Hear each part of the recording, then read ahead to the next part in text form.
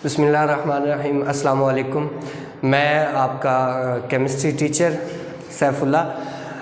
जैसा कि आप लोगों को पता है कि हमने फ़र्स्ट चैप्टर जो है वो अपना स्कूल के अंदर कंप्लीट कर लिया था। सेकंड चैप्टर से हम स्टार्ट लेंगे। The name of second chapter is structure of atom. तो कोई भी चैप्टर जो होता है उसका जो नेम होता है वो उस पूरे चैप्टर का खुलासा होता है। मीन ये है कि स्ट्रक्चर ऑफ एटम अगर इस चैप्टर का नेम है तो इस चैप्टर के अंदर एटम के स्ट्रक्चर के बारे में हम सारी डिटेल्स पढ़ेंगे। तो सबसे पहले तो इसमें एक वर्ड आ रहा है एटम।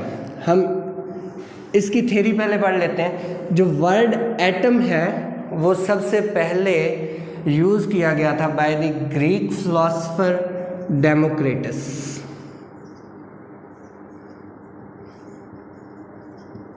डेमोक्रिटस ने सबसे पहले वर्ड एटम जो है वो यूज़ किया। According to Democritus all type of matters made up by tiny particles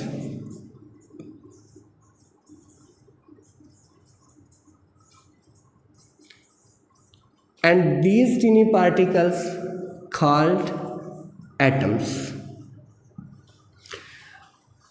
Democritus के मुताबिक जो है वो मैटर की जितनी भी टाइप्स हैं वो सारी छोटे छोटे पार्टिकल से बनी हैं और उन पार्टिकल्स को हम एटम का नाम देते हैं।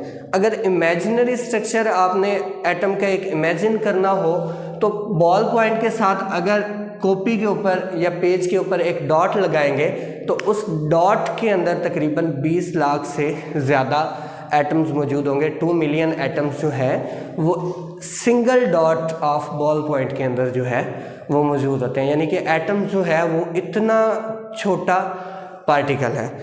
अच्छा, जो वर्ड है एटम वो ड्राइव किया गया है ग्रीक वर्ड आटोमोस से। The meaning of atomos is indivisible। indivisible को हम उर्दू में कहते हैं नाकाबिले तकसीम।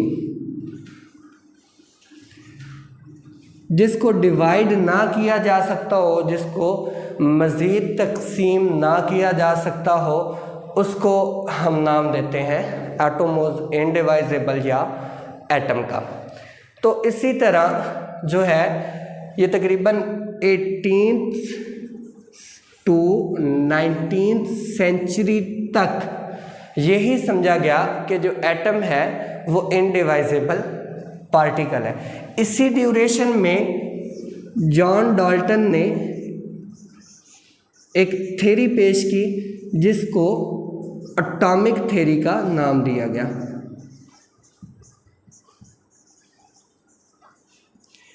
ये एटॉमिक थ्योरी की जो स्टेटमेंट है वो भी सेम डेमोक्रिटस वाली स्टेटमेंट है कि all type of matter made up by tiny particles called atom.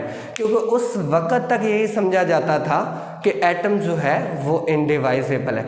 लेकिन एंड ऑफ 19th सेंचुरी यानी कि 1886 के अंदर गोल्डस्टाइन ने प्रोटॉन डिस्कवर किया।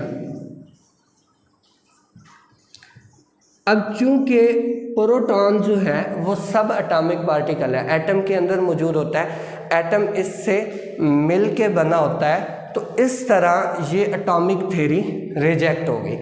और इसी तरह 1897 में J Thomson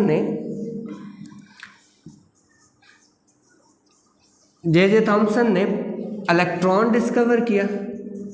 negatively charged particle atom के अंदर जो है वो जे थॉमसन ने 1897 के अंदर डिस्कवर किए।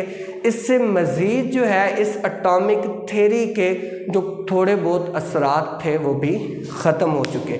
अब एक यहाँ पे जो है माइंड में क्वेश्चन ये आता है कि यहाँ पे गोल्डस्टाइन के प्रोटॉन डिस्कवर करने से, जे थॉमसन के इलेक्ट्रॉन डिस्कवर करने से ये बात तो साबित होगी कि जो एटम है वो इनडिवाइजेबल है, इनडिवाइजेबल नहीं है। लेकिन फिर भी हम अभी तक वर्ड एटम ही क्यों यूज़ कर रहे हैं? क्योंकि अभी तक जो है कोई सूटेबल वर्ड जो है वो नहीं मिला।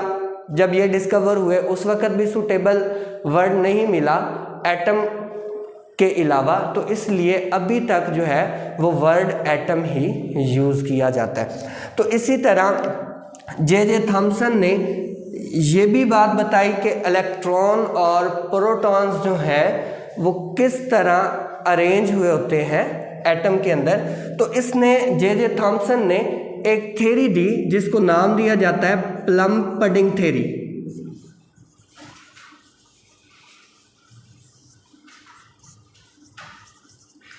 According to this theory, atom is a solid sphere of positive charged particles।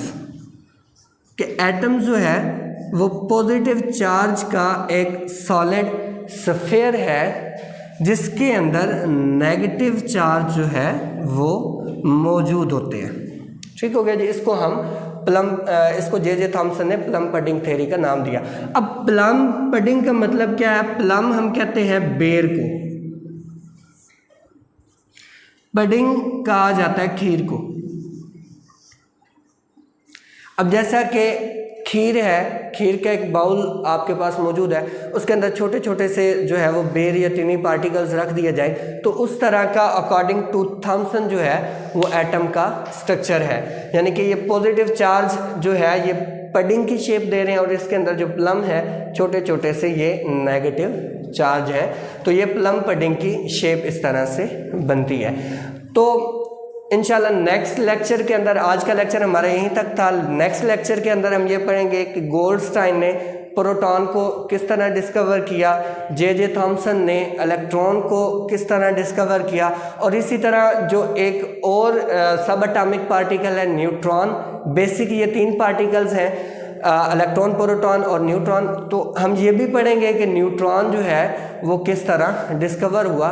इंशाल्लाह नेक्स्ट लेक्चर के अंदर हम ये सारी चीज़ें पढ़ेंगे। आज का लेक्चर हमारा यहीं तक था। खुदा हाफिज़।